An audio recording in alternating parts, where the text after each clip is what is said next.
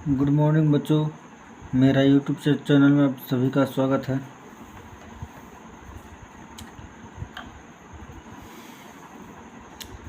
आज हम लोग पढ़ेंगे प्रश्नावली 1.2 नाइन्थ क्लास का प्रश्नावली 1.2 पढ़ेंगे। इसमें संख्या पत्ती है यानी कि एक्सरसाइज 1 में संख्या पत्ती इसको इंग्लिश में जो है नंबर सिस्टम बोलते हैं। Number system. तो एक नंबर क्वेश्चन है कि नीचे दिए गए कथन सत्य है या असत्य है। नीचे दिए गए कथन सत्य है या असत्य, कारण के साथ अपना उत्तर दीजिए। कारण के साथ उत्तर देना है। एक के फर्स्ट नंबर क्वेश्चन है, प्रत्येक अपरिमेय संख्या एक वास्तु संख्या होती है। प्रत्येक अपरिमेय संख्या एक वास्तु संख्या होती है। तो सत्य है, देखते हैं कैसे सत्य है। तो इसको जानने से पहले सबसे पहले हम डिफिनीशन देख लेते हैं एक बार कि अपरिमेय संख्या क्या है और वास्तविक संख्या क्या है। अपरिमेय संख्या क्या है और वास्तविक संख्या क्या है। तो यहाँ पे हम पहले ही डिफिनीशन लिख चुके हैं। डिफिनीशन पहले ही इसलिए लिख चुके हैं क्योंकि अगर अभी लिखते तो बहुत समय में ये क्वेश्चन हल होता। बहुत समय लगता क्वेश्चन हल करने में, और हम लोग को बहुत ही कम समय में अधिक से अधिक क्वेश्चन को हल करना है। ठीक है, इसलिए हम डिफिनीशन पहले ही लिख चुके हैं। तो अपरिमेय संख्या के बारे में समझ लेंगे कि अपरिमेय संख्या क्या है। वैसी संख्या जिसे p/q के रूप में नहीं लिखा जाता है या नहीं लिख सकते हैं, उसे अपरिमेय संख्या कहते हैं। जैसे यानी कि जहाँ p और q पूर्णांक है और q नॉट इक्वल टू 0 है, यानी कि q 0 के बराबर नहीं होना चाहिए। ठीक, q 0 के बराबर नहीं होना चाहिए। और p और q पूर्णांक है, तो पूर्णांक सब आप लोग जानते करते हैं कि पूर्णांक का डिफिनीशन क्या होता है। यानी कि ऋणात्मक संख्याओं का समूह तथा धनात्मक संख्याओं का समूह पूर्णांक कहलाता है। यही है डिफिनीशन इसका। जैसे √2 हो गया अपरिमेय संख्या, √3 हो गया, √5 हो गया, √7, √8 हो जाएगा, √10 हो जाएगा, √11 हो जाएगा, √12 हो जाएगा, √15 है, यानी कि पाई है, 0.10110 हो जाएगा, और अनंत तक हम लिख सकते हैं। 041 लिख सकते हैं। ये सब क्या है? अपरिमेय संख्या है। अपरिमेय संख्या इसे p/q के रूप में नहीं लिख सकते हैं।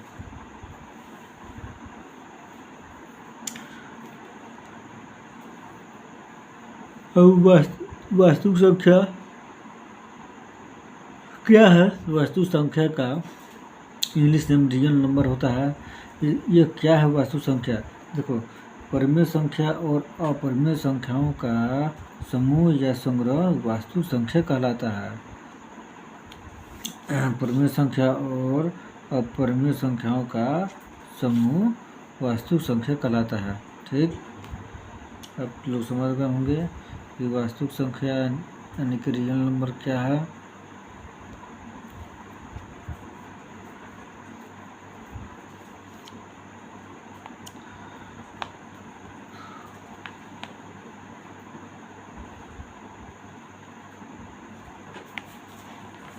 अब जो है एक नंबर क्वेश्चन है, प्रत्येक अपरिमेय संख्या एक वास्तविक संख्या होती है। तो सत्य है। देखते हैं, प्रत्येक परिमेय संख्या एक वास्तविक संख्या होती है। देखते हैं, एक नंबर क्वेश्चन है,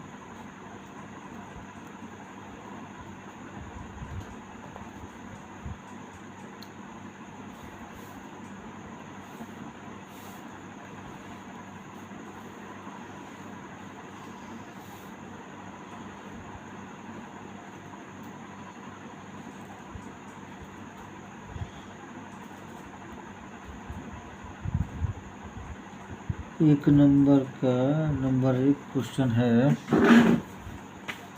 प्रत्येक परिमेय संख्या एक वास्तविक संख्या होती है तो सत्य है। सत्य है।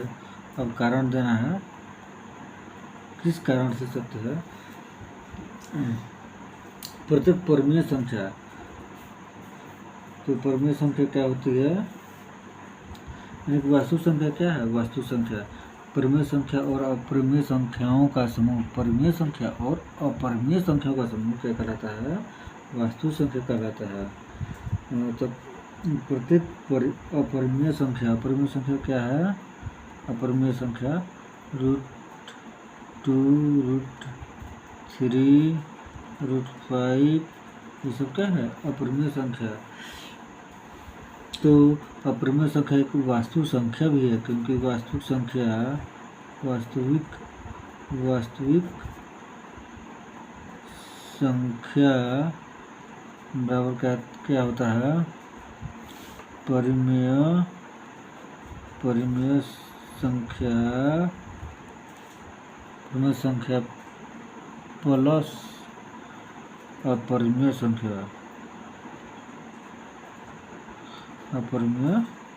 संख्या यह होता है। तो वास्तविक संख्या में परिमेय संख्या भी आता है और अपरिमेय संख्या भी आता है,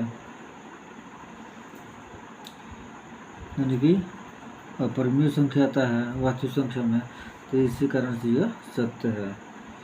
यह वास्तविक संख्या है। अपरिमेय संख्या एक वास्तविक संख्या है, इसी कारण सत्य है।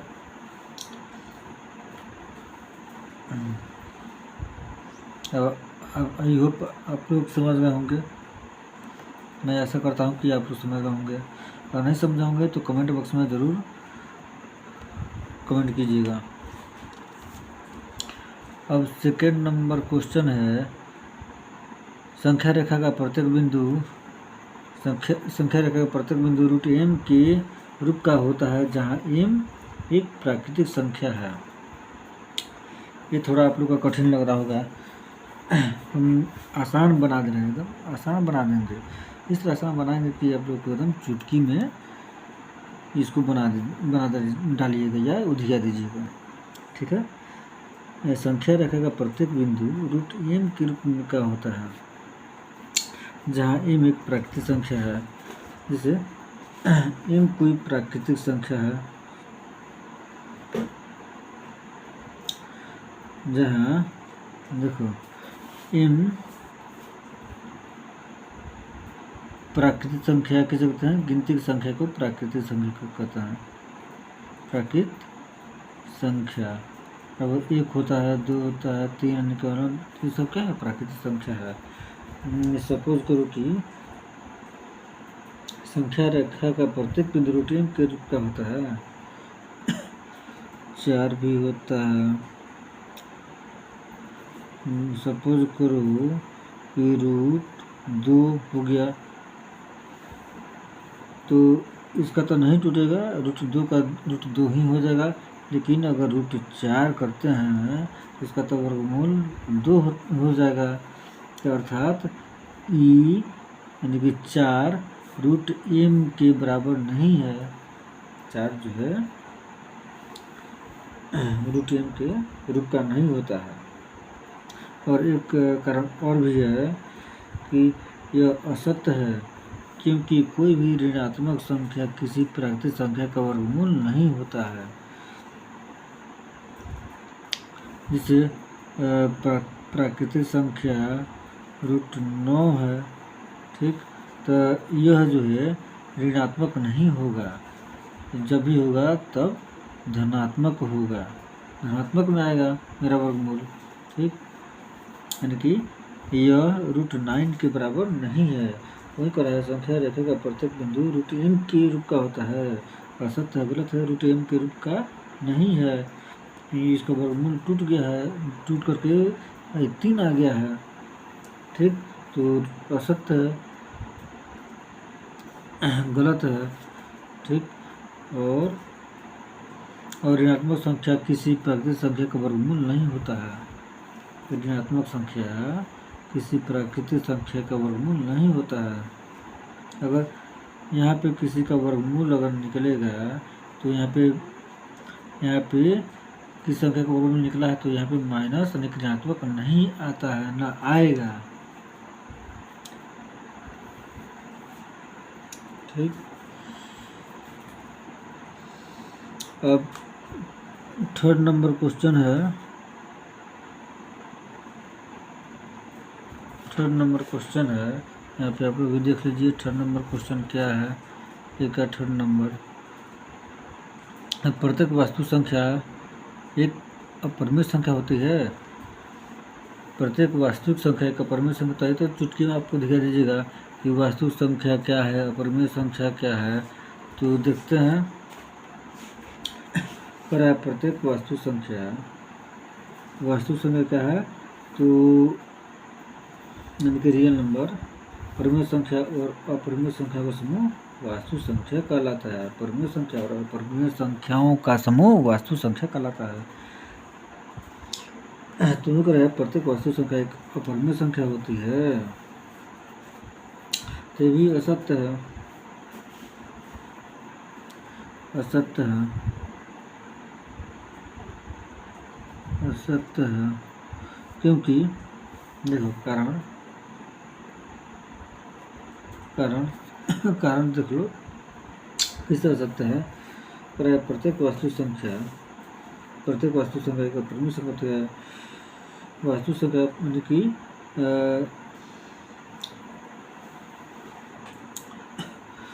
परिमेय संख्या और अपरिमेय संख्याओं का समूह यह कहलाता है वास्तु संख्या कहलाता है।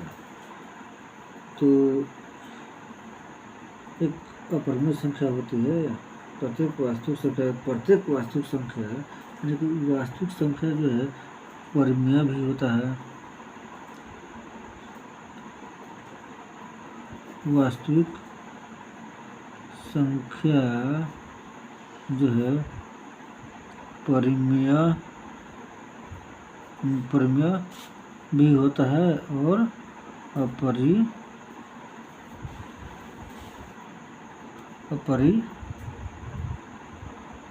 भी होता है। ठीक, परिमेय भी होता है और अपरिमेय भी होता है। तो इसलिए यह असत्य है। वो कर रहा है प्रत्येक वास्तु संख्या एक अपरिमेय होता है, एक अपरिमेय होता है नहीं।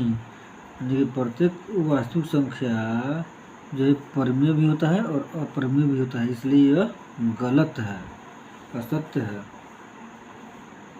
ठीक, समझ में आया? आई होप आप तो समझ गए होंगे। अब आगे बढ़ते हैं क्वेश्चन नंबर 2 में। क्वेश्चन नंबर 2 है, आप लोग स्क्रीन पर देख लीजिए। क्वेश्चन नंबर 2 क्या है? क्या सभी धनात्मक पूर्णांकों के वर्गमूल अपरिमेय होते हैं? यदि नहीं तो एक ऐसी संख्या के वर्गमूल का उदाहरण दीजिए जो एक परिमेय संख्या है। जैसे कि इसी संबंधित क्वेश्चन के बारे में आप पहले भी पढ़ चुके हैं, तो इसको पढ़ने में और आप लोग को आसानी होगा। क्या सभी धनात्मक पूर्णांकों के वर्गमूल अपरिमेय होते हैं? सभी धनात्मक पूर्णांकों के वर्गमूल अपरिमेय होते हैं? नहीं, तो लिखो सभी धनात्मक पूर्णांकों के वर्गमूल अपरिमेय। सभी धनात्मक पूर्णांकों के वर्गमूल अपरिमेय होते हैं तो नहीं, सभी लिख लो सभी धनात्मक पूर्णांकों के वर्गमूल अपरिमेय नहीं होते हैं। यहाँ पर 2 नंबर क्वेश्चन है, लिख लो नहीं।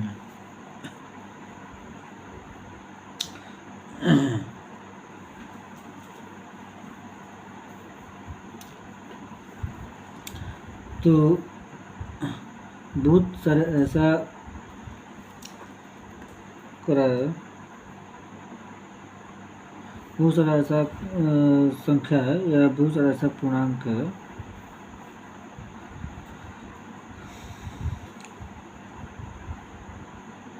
जो परिमेय भी होता है और कुछ अपरिमेय भी होता है, यानी कि कुछ नहीं, बहुत सारा परिमेय संख्या भी होता है। देखते हैं। और क्या सभी घनात्मक पूर्णांकों के वर्गमूल, जैसे घनात्मक पूर्णांक है,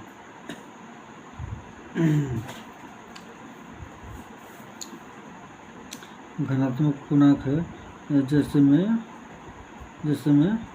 एज मतलब जैसे में √2 क्या है, घनात्मक पूर्णांक है। इसका वर्गमूल जो है, इसका वर्गमूल अपरिमेय ही होगा, इसका वर्गमूल अपरिमेय होता है। घनात्मक पूर्णांक √3 है, यानी कि इसका वर्गमूल अपरिमेय है, यह अपरिमेय संख्या है। और √4 देखो, इसका वर्गमूल 2 है, यह भी घनात्मक पूर्णांक है, लेकिन घनात्मक पूर्णांक है। और √9 देख लो, इसका भी वर्गमूल 3 हो जाएगा, यह भी घनात्मक पूर्णांक है, घनात्मक पूर्णांक है, यानी कि वर्गमूल जब भी होगा तब घनात्मक में ही आएगा, ऋणात्मक में कभी नहीं आएगा। कोई भी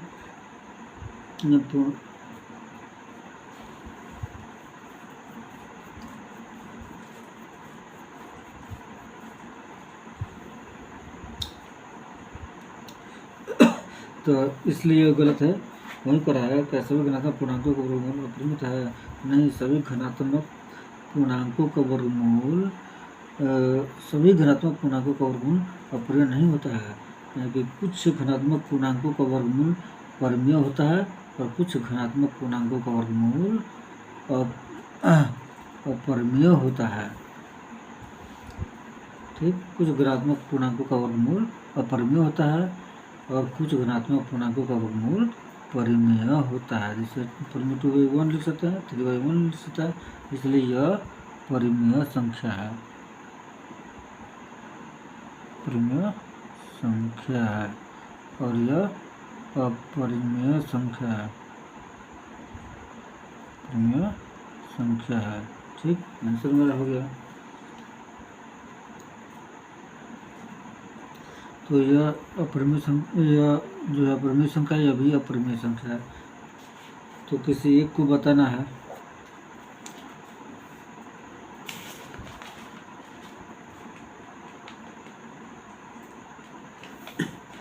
और आगे बढ़ते हैं।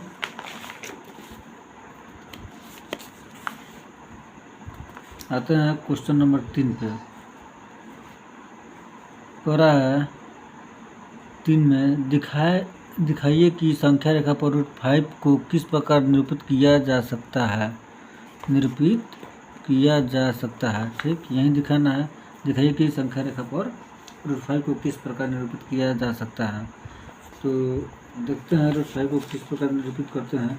तो इसको बनाने से पहले सबसे पहले आप जो है एक प्रकार, पेंसिल, स्केल की व्यवस्था कर लीजिएगा।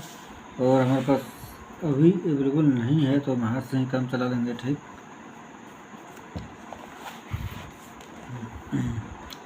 जैसे देखिए स्क्रीन पे, इसे 3 नंबर बनता है।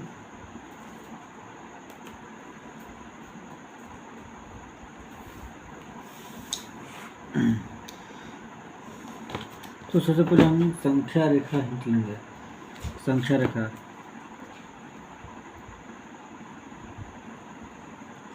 रेखा इसको 0 मान लो।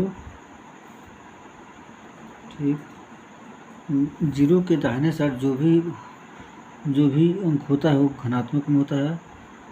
1 मान लो, 2 मान लो, इसको 3 मान लो। ठीक, और 0 के बाएं साइड जो भी अंक होता है वो ऋणात्मक में होता है। -1 मान लो, -2 मान लो, -3 मान लो। ठीक, अब क्या है, √5 को किस प्रकार निरूपित किया जा सकता है। तो √5 को हमको संख्या रेखा पर निरूपित करना है। तो सबसे पहले हम यहाँ पे यहाँ से यहाँ तक 2 इकाई लेंगे, यहाँ से यहाँ तक 2 इकाई, ठीक। उसके बाद ऊपर 1 इकाई लेंगे, 1 इकाई, मान लो कि यहाँ से यहाँ तक 1 इकाई है, इसको हम ले लेंगे और स्केल की सहायता से इसको, इस पॉइंट को और इस पॉइंट को हम यानी कि इस दोनों बिंदु को मिला लेंगे, ठीक। तो दोनों बिंदु को मिला लिए, यह 1 इकाई लिए हैं, इस आधार को 2 इकाई लिए हैं। तो ऐसा कोई हम नाम दे देंगे, इसको ए नाम दे दो, इस बिंदु को बी नाम दे दो, इसको, इस बिंदु को सी नाम दे दो, ठीक। अब यहाँ हम अब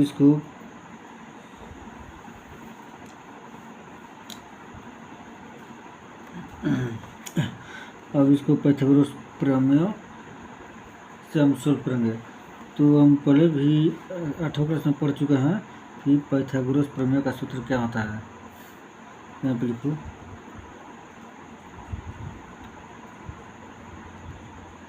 पाइथागोरस प्रमेय द्वारा इसका सूत्र होता है, इसको कोण बोलते हैं, इसको आधार बोलते हैं, और इसको लंब बोलते हैं, ठीक।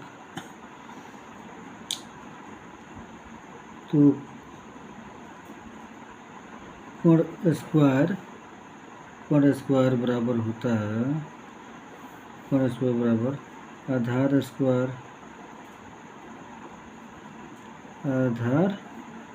स्क्वायर प्लस लंब स्क्वायर होता है, आधार स्क्वायर प्लस लंब स्क्वायर होता है। कोण स्क्वायर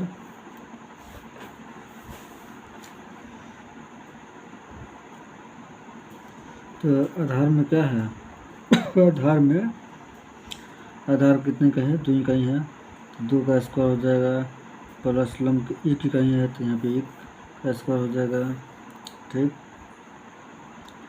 और देखो यहाँ पे 2 दूना 4 हो गया, प्लस 1 हो गया। अब कोण में से स्क्वायर हटेगा तो क्या होगा, कोण बराबर इधर आकर के रूट हो जाएगा, बराबर के दाहिने साइड आकर के रूट हो जाएगा, √5, ठीक। तो यह √5 हो गया, ठीक। यहाँ से यहाँ तक की दूरी √5 हो गया। अब चाप की सहायता से इसको यहाँ से यहाँ तक हम मिला लेते हैं, ठीक। यानी कि √5 कहाँ आ गया, इधर मिला लेंगे, यानी कि √5 मेरा यहाँ से यहाँ तक आ गया है, यहाँ से यहाँ तक √5, यहाँ से √5 यहाँ से यहाँ तक मेरा √5 हो गया, ठीक। आई होप आप लोग समझ होंगे, आंसर यही मेरा हो गया। इसी को संख्या रेखा पर दर्शाना है √5 को, तो √5 मैंने यहाँ पे दर्शा दिया। अब अगला क्वेश्चन है, देखते हैं।